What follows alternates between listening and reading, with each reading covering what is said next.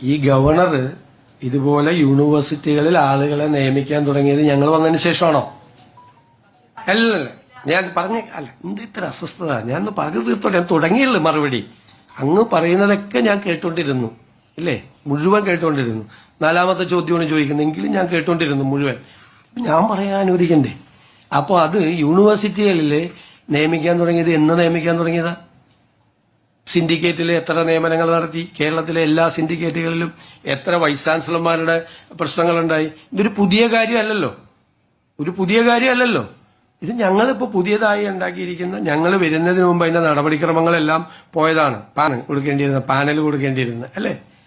അവര് നിയമിച്ചു. അപ്പം ഞങ്ങളത് പരിശോധിക്കും. ഇത് പുതിയ കാര്യം ഞങ്ങളുടെ ഗവൺമെന്റ് വന്ന ഉടനെ തന്നെ ഗവർണർ കാവ്യവൽക്കരണമായിട്ട് ഇറങ്ങിയെന്നുള്ളതല്ലല്ലോ. LDF ഗവൺമെന്റ് ഇവിടെ അധികാരത്തിൽ ഇരിക്കുന്ന കാലത്ത് എല്ലാ യൂണിവേഴ്സിറ്റികളിലും ഈ വിഷയം ഉണ്ടായല്ലോ, എല്ലാ വിഷയവും. അതിന്റെ ഒരു തുടർച്ചയായിട്ടുണ്ടായ സംഭവമല്ലേ? സർക്കാർ അത് പരിശോധിച്ച് ഞങ്ങളെ കൊണ്ട് നിയമപരമായി എടുക്കാൻ പറ്റാവുന്ന എല്ലാ കാര്യങ്ങളും ചെയ്യും. ഞങ്ങളത് സ്റ്റഡി ചെയ്തുകൊണ്ടിരിക്കുകയാണ്. അവസാനം വന്ന ഈ പോർട്ടലില് ഇത് ചേർത്തതോടുകൂടി വഖഫ് ഭൂമിയാണെന്ന് അവസാനത്തെ വഖഫ് ബോർഡ് പോകുന്ന വഴിക്ക് ഞങ്ങളുടെ ഗവൺമെന്റ് വരുന്നതിന്റെ ഇടയിൽ ഒരു തീരുമാനം എടുത്തല്ലോ, ഒരു ഡിസിഷൻ എടുത്തല്ലോ. അല്ല, നമ്മൾ അതിന്റെ ഭാഗമായിട്ട് ഞങ്ങൾ എല്ലാവരുമായിട്ട് ഇന്ററാക്ട് ചെയ്ത് അവരുമായിട്ട് സമരസമിതിയുടെ ആളുകളുമായിട്ട് സംസാരിച്ചു. എല്ലാവരുമായിട്ട് ഞങ്ങൾ സംസാരിച്ചുകൊണ്ടിരിക്കുന്നുണ്ട്. ഇതുമായിട്ട് ബന്ധപ്പെട്ട് തീരുമാനം ഉണ്ടാവും. ഞാൻ ചോദിക്കട്ടെ, ഇതെല്ലാം വാർത്തകൾ വരികയാണ്, ഓരോരുത്തരും ഇഷ്ടമുള്ള വാർത്തകൾ കൊടുക്കുക. ഞങ്ങൾ ഒരു തീരുമാനം എടുത്തിട്ടില്ല. ഞങ്ങൾ തീരുമാനം എടുക്കും. ഞങ്ങൾ എടുക്കാത്ത തീരുമാനത്തിന് വാർത്ത വരികയാണ്.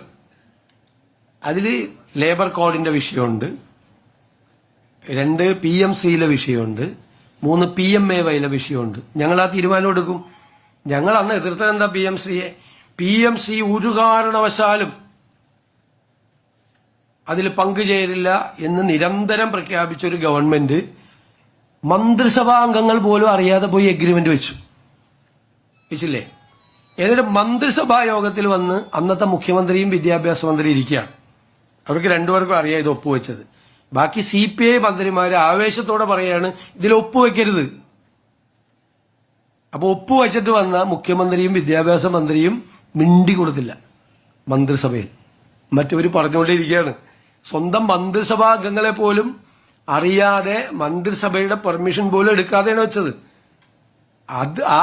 അത്രയും നാള് PMCയിൽ ഒപ്പുവെക്കില്ല എന്ന് പറഞ്ഞ് 1 ഫൈൻ മോർണിംഗ് പോയി ഒപ്പുവെച്ചപ്പോൾ